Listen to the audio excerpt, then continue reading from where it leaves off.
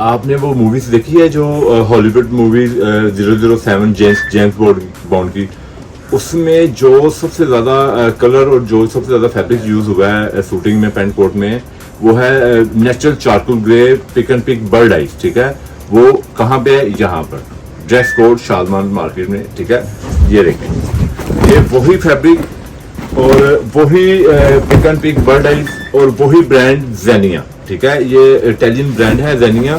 ये मैं आपको वही दिखा रहा हूँ, इसका ये वही आपको इसका रिव्यू करवा रहा हूँ।